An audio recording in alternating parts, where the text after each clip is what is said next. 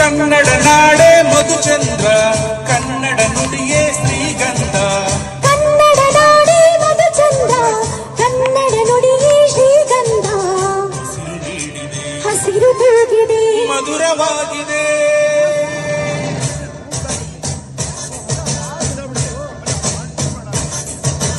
ಅಡವಿ ದೇವಿಯ ಕಾಡು ಜನಗಳ ಈ ಹಾಡು ನಾಡಿನ ಜೀವ ತುಂಬಿದೆ. ಅಡವಿ ದೇವಿಯ